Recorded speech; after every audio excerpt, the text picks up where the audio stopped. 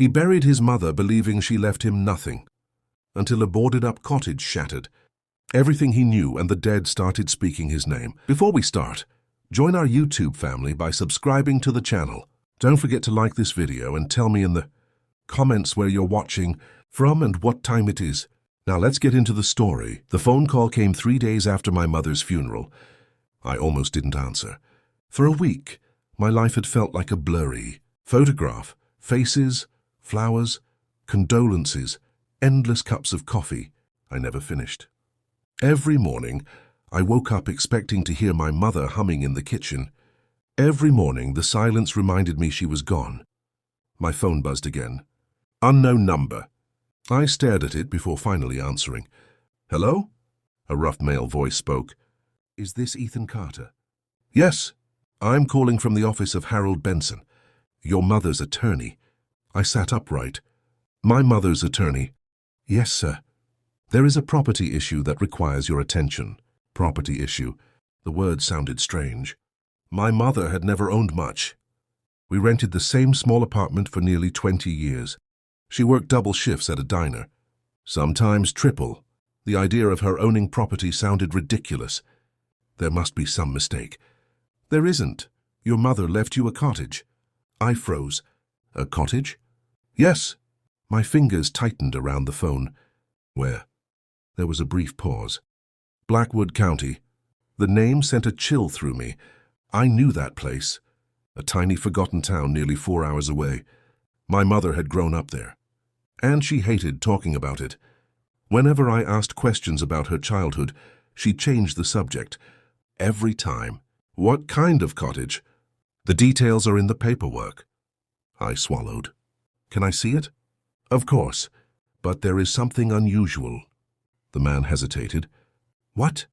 The cottage has been boarded shut for over 25 years. The room suddenly felt colder. What do you mean boarded shut? Exactly what I said. Why? I don't know. The call ended 20 minutes later. By the time I hung up, my heart was racing.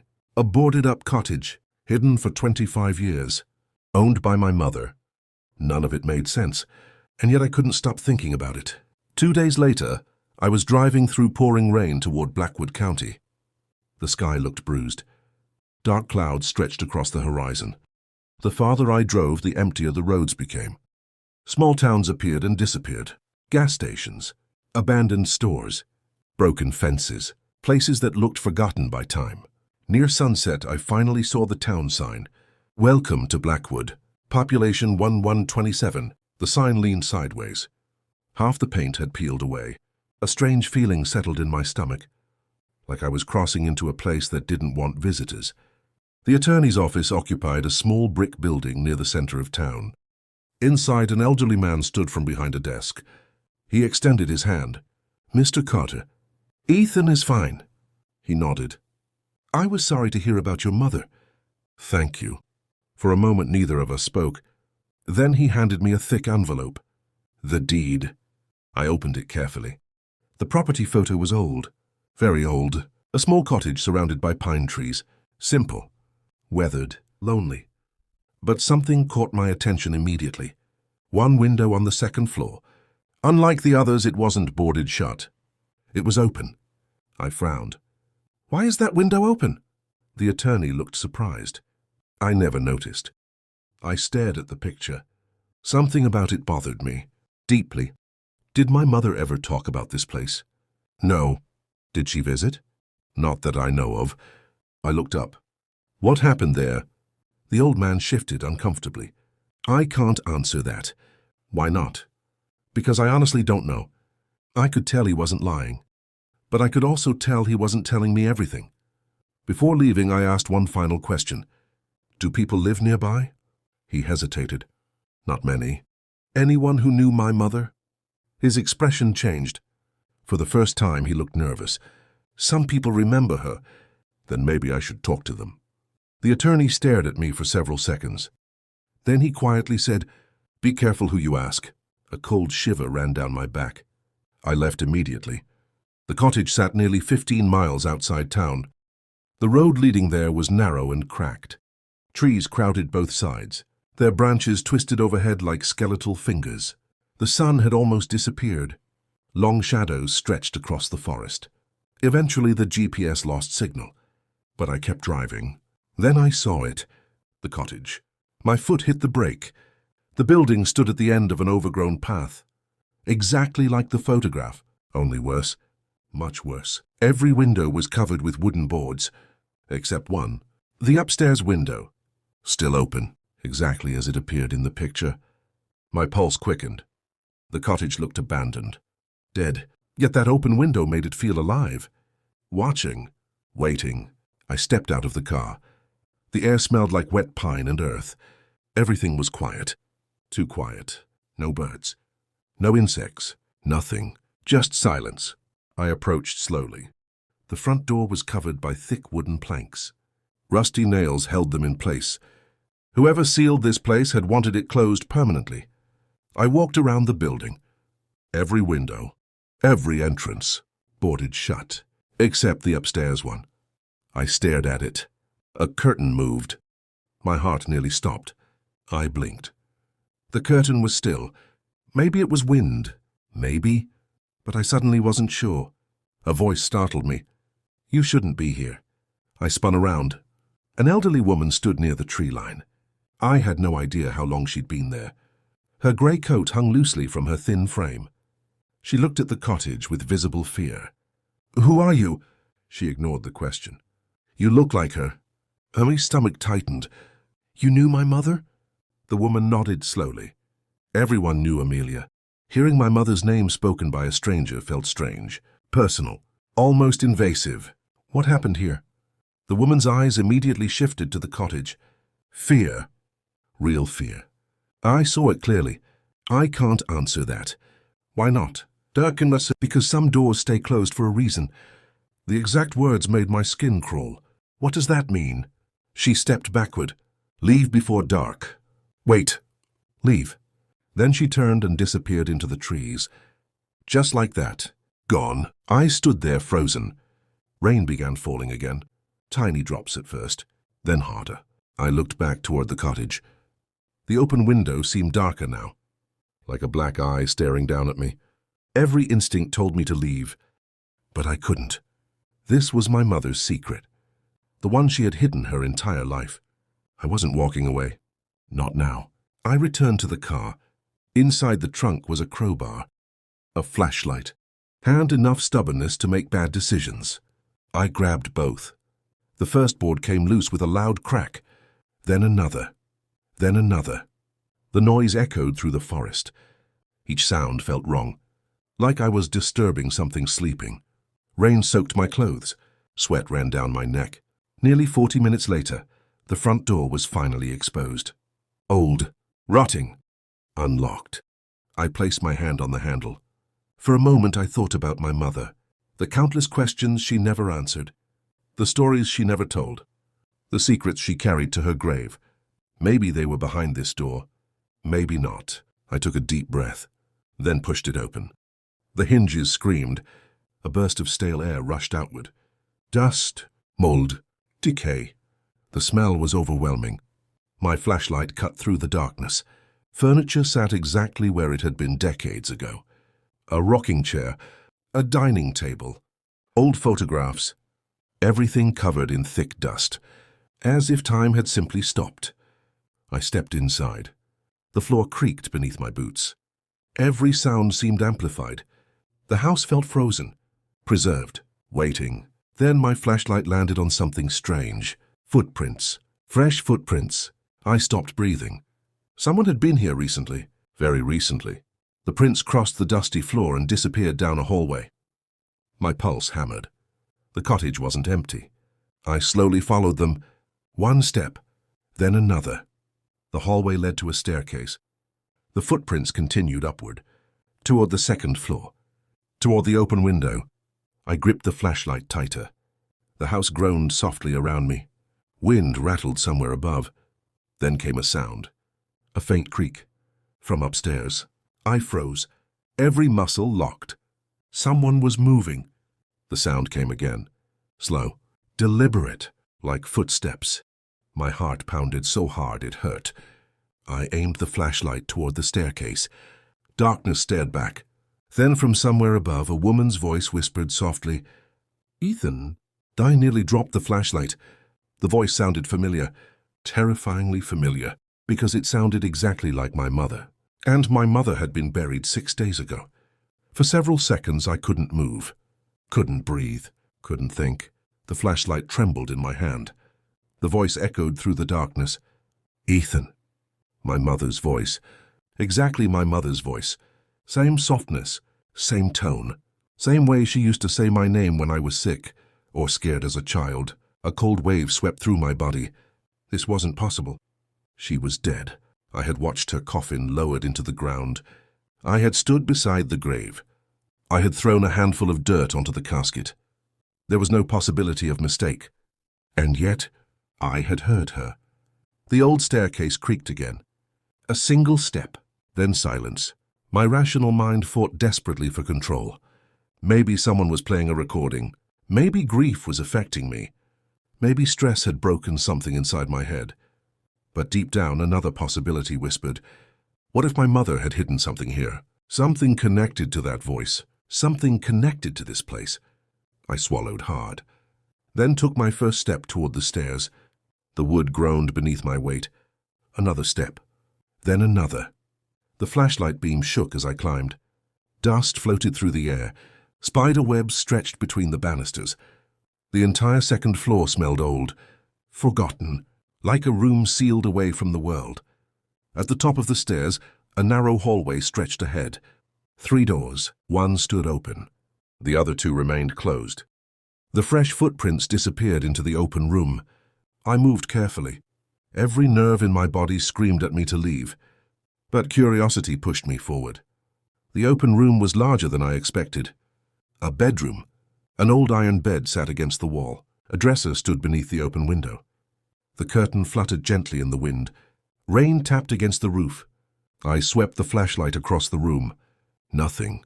No person. No movement. No sign of whoever had spoken. Then I noticed something on the dresser. A cassette player. My stomach tightened. The device looked ancient. Dust covered most of it, except the buttons. The buttons looked recently touched. I approached slowly. There was a cassette inside. A small piece of tape had been attached to it. 3 words were written in faded handwriting. For Ethan. My knees nearly gave out. I knew that handwriting. I had seen it my entire life. Birthday cards, lunch notes, Christmas gifts. It belonged to my mother. I stared at the cassette for several seconds, then pressed play. Static filled the room. A burst of crackling noise, then a voice. My mother's voice. Real. Recorded. Not a ghost. Not a hallucination. A recording. Ethan. Tears immediately filled my eyes. I hadn't heard her voice since before the funeral. Just hearing it again hurt. Sweetheart, if you're listening to this, then I'm gone.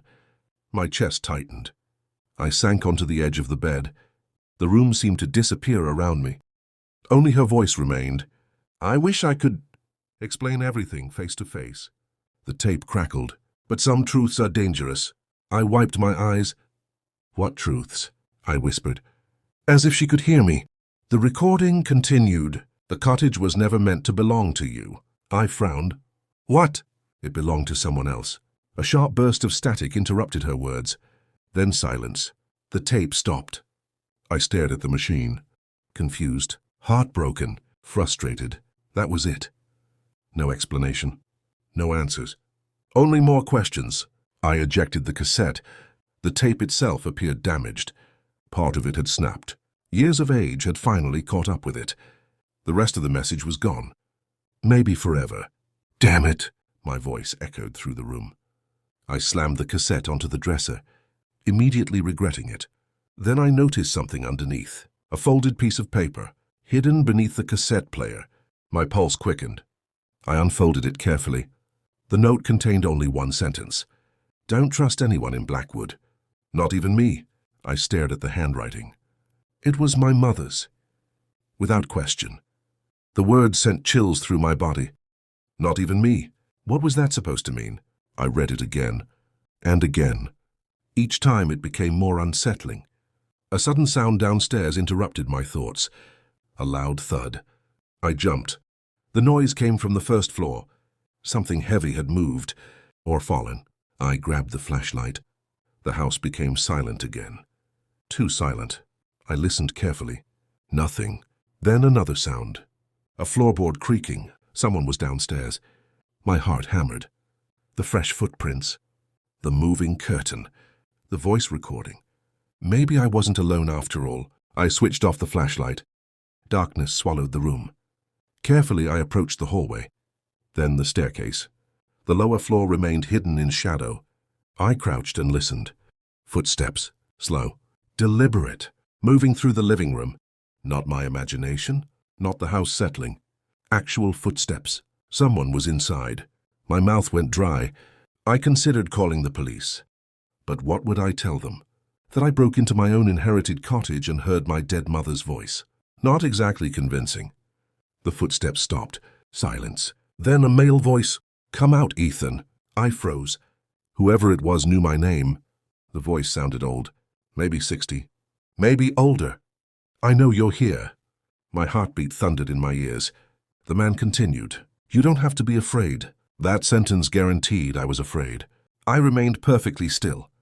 The floorboard beneath my foot creaked. A tiny sound. "But enough." The man immediately looked upward. "I heard that." "Great." A shadow appeared near the staircase. Then a flashlight beam swept across the wall, searching, hunting. I backed away carefully. The old staircase groaned as the man started climbing. One step, then another. He was coming up. Fast. I scanned the hallway. The two closed doors. My only option. I slipped into the nearest room and quietly shut the door. Darkness surrounded me. The room smelled like old books. I held my breath. The hallway floor creaked outside. The man had reached the second floor. Slow footsteps moved past the door. I remained completely still. Seconds felt like hours. Then the footsteps stopped. Directly outside, the doorknob turned. My heart nearly exploded. Once, twice. The door remained locked. The man sighed, then walked away. I waited. 30 seconds, a minute, 2 minutes. Finally, the footsteps descended the staircase. A few moments later, a car engine started outside, then faded into the distance. Only then did I exhale. My entire body shook. Who was that? How did he know my name? And why was he searching the cottage? I turned on the flashlight. The room around me became visible. Floor-to-ceiling bookshelves lined the walls. Hundreds of dusty books. Most looked untouched for decades, but one shelf stood out. The dust pattern looked different, disturbed. Recently, I approached carefully. The shelf contained old journals, dozens of them, each labeled with a year: 1978, 1979, 1980, 1981. My pulse quickened. These weren't random journals. They belonged to someone. I pulled one free. The cover immediately revealed a name: Amelia Carter. My mother. I stared at it in disbelief. The journal trembled in my hands. She had written these. All of them. For years, maybe decades. I opened the first journal. The handwriting was unmistakable. My mother's. The earliest entries described ordinary life. School, friends, family, simple memories. Then the tone changed. One entry caught my attention immediately. June 14th. I wish they would stop meeting at the cottage. I don't want to hear them anymore. A knot formed in my stomach. I flipped ahead. July Sue. I saw what they brought into the basement. I can't stop thinking about it. My pulse accelerated. Basement? I hadn't seen any basement. Another entry. July 19th. Father says I must never tell anyone. If people learn the truth, everything will be destroyed. I stared at the page. Truth. The same word she used on the cassette. My flashlight beam shook. I turned more pages, then found an entry that made my blood run cold. August 3rd. Someone disappeared tonight. Everyone is pretending it didn't happen, but I saw everything. I know what they did. I snapped the journal shut. The room suddenly felt smaller, heavier. Something terrible had happened here. Not just family secrets. Something far worse. Something that frightened my mother enough to abandon the cottage forever. Then another piece of paper slipped from between the pages. It drifted onto the floor. I picked it up. The paper contained a hand-drawn map of the cottage. Simple lines, rooms, hallways, the staircase, and one location circled in red. Basement entrance. My heart skipped, because according to the map, the entrance wasn't inside the house. It was hidden beneath the cottage itself. And written beside the red circle were 4 words. They never found it. I stared at the message, then toward the floor beneath my feet. Somewhere underneath this cottage, a hidden basement existed, a basement my mother had spent her entire life trying to forget. And whatever was hidden down there, someone else was still searching for it. I didn't sleep, not even for a minute. The storm raged outside while I sat in the upstairs study, staring at the hand-drawn map. They never found it. Those 4 words refused to leave my mind. Who were they? What hadn't they found? And why had my mother spent her entire life running from this place? By sunrise, I had made my decision. I was going down. Whatever waited beneath the cottage had already controlled my family for decades. I wasn't leaving without answers. The rain had stopped. A pale grey light filtered through the trees as I stepped outside. The map indicated a location behind the cottage near the foundation. At first, I found nothing. Only weeds, mud, rotting leaves. Then I noticed a patch of ground that looked different. The vegetation was thinner, the soil slightly sunken. I knelt and cleared away debris. Wood, old wooden boards. My pulse quickened. I pulled harder. The earth gave way. A rusted metal hatch emerged beneath the dirt. Hidden, forgotten, exactly where the map said it would be. I stood frozen for several seconds, then grabbed the crowbar from my car. The hatch resisted at first. Years of rust held it shut, but eventually it gave way with a horrible metallic groan. A blast of cold air rose from below. The smell hit me instantly. Old stone, moisture, dust, and something else, something I couldn't identify. A narrow staircase disappeared into darkness. My flashlight beam barely reached the bottom. Every survival instinct told me to close the hatch and leave. Instead, I climbed down. The darkness swallowed me. The temperature dropped with every step. The air felt heavy, oppressive. The staircase ended in a large underground chamber. Stone walls surrounded me. The room was far bigger than the cottage above. Someone had built this intentionally, decades ago, maybe longer. Shelves lined the walls. Wooden crates sat stacked in corners. Old lanterns hung from hooks. It looked less like a basement and more like a hidden bunker. I moved deeper inside. The flashlight revealed papers scattered across a table. Maps, photographs, documents, all covered in dust. I picked up one photograph. My breath caught. The image showed a group of men standing outside the cottage. One of them was my grandfather. I recognized him from family pictures, but the others were strangers. Each wore the same small silver pin on their jacket, a symbol I had never seen before, a circle surrounding a black tree. The back of the photograph contained handwritten words. The Founders, June 1979. A chill ran through me. I searched the table. More photographs, more documents. Then I found a leather folder. Inside were dozens of newspaper clippings. Missing persons, disappearances, unsolved investigations. Most originated from Blackwood County. Many dated back 40 years. One headline made my stomach drop. Local teen vanishes without trace. The accompanying photo showed a smiling 17-year-old boy. Across the article, someone had written in red ink, "He saw too much." I slowly lowered the paper. The room suddenly felt dangerous. Not abandoned. Dangerous. As if the secrets buried here still had teeth. Then I heard a noise. A door slamming. Above me, the cottage. Someone had entered. My pulse exploded. The old man. He had come back. I switched off the flashlight. Darkness engulfed the room. Footsteps echoed faintly overhead. Then another sound. The hidden hatch opening. My heart hammered. Someone was coming down. I scanned the basement desperately. The chamber extended farther than I initially realized. A narrow tunnel disappeared into darkness at the far end. I hurried toward it. Just as footsteps reached the basement stairs, a flashlight beam swept across the room behind me. "Ethan!" The old man's voice. Please don't run. I ran anyway. The tunnel curved sharply. Stone walls pressed close on both sides. The passage continued for nearly 50 yards before opening into another chamber. This room was different, smaller, cleaner, almost untouched. In the center stood a large steel safe. My flashlight illuminated thick layers of dust everywhere except the safe handle. Someone had accessed it recently. Very recently. Footsteps echoed behind me. The old man was approaching. I turned toward the safe. A key already sat in the lock. My heart skipped. Someone had left it there. I grabbed the key and turned. The mechanism clicked. The heavy door swung open. Inside sat a single wooden box. Nothing else. No money. No jewels. No treasure. Just a box. I lifted it out. The lid opened easily. My hands began trembling. Inside were birth certificates, medical records, letters, photographs. At first, none of it made sense. Then one document caught my eye. My own birth certificate. I froze.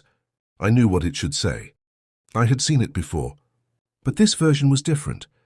The father's name section wasn't blank. A name appeared there, a name I had never seen. My vision blurred.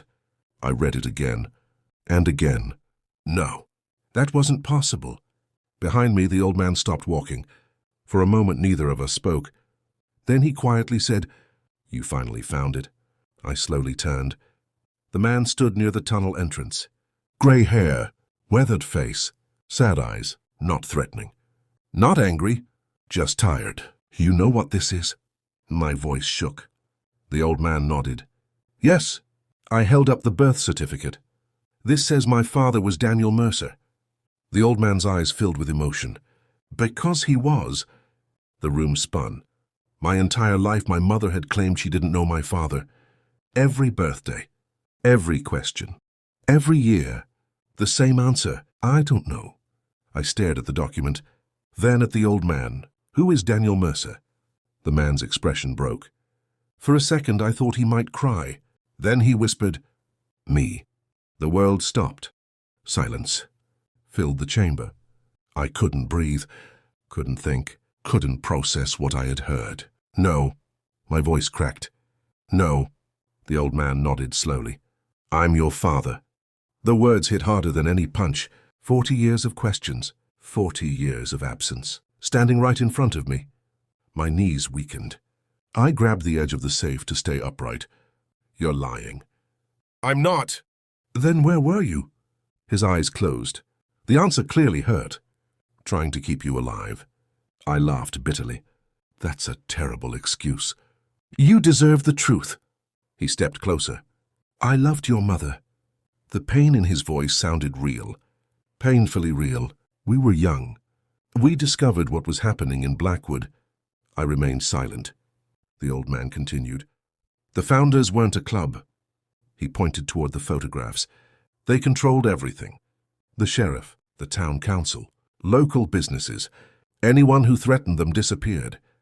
The missing persons, the newspaper clippings, the journals. Suddenly it fit together. My mother had witnessed something terrible. Something powerful people wanted buried. We collected evidence," he said. "Enough to expose them." I looked down at the box. The documents, the records, the photographs. The evidence was hidden here. He nodded. "When they learned what we knew, they came after us." My heart sank. "My mother ran." "Yes." "And you?" I stayed behind. His voice broke. "Someone had to make them believe the evidence was gone." I stared at him. Every emotion imaginable crashed through me. Anger, confusion, hope, grief. I grew up without a father. Tears appeared in his eyes. "I know. You missed everything. I know. My childhood. I know. My graduation.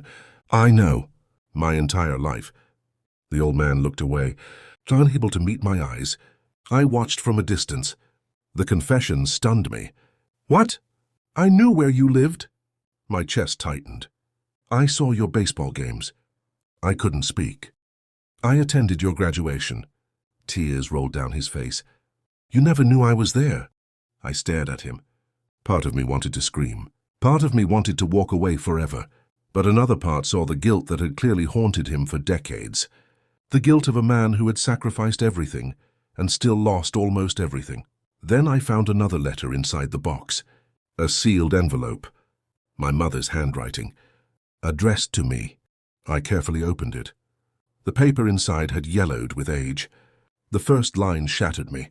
"Ethan, if you're reading this, then you know the truth about your father." Tears blurred my vision. I continued. "I lied because I wanted you safe.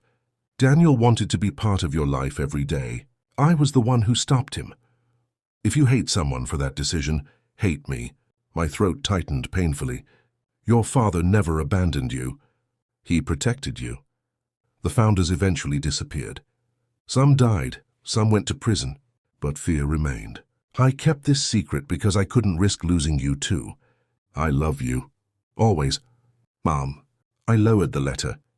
For several moments, nobody spoke. The silence felt sacred, heavy, emotional. Finally, I looked at the old man, my father. The words still felt unreal. He stood motionless, almost afraid to hope. Then I did something neither of us expected. I stepped forward and hugged him. The old man broke instantly. Decades of grief poured out. His shoulders shook. Mine did too. Neither of us spoke. Words weren't enough. Above us, sunlight began filtering through cracks in the stone ceiling. The storm had finally passed. Hours later, we emerged from the cottage together. The evidence hidden beneath the house would eventually be handed to authorities. The remaining secrets of Blackwood would finally come into the light. But for me, that wasn't the greatest discovery. Not even close. People thought my mother left me a boarded-up cottage. They thought she left me an abandoned building filled with old ghosts. They were wrong. She left me the truth. She left me answers. And somehow, after a lifetime of believing I was alone, she left me my father. As we walked away from the cottage, I looked back one final time. The boarded windows no longer seemed frightening. The shadows no longer felt threatening. The cottage had guarded its secret long enough. Now it could finally rest, just like my mother. And for the first time since her death, I felt something I thought I had lost forever: peace.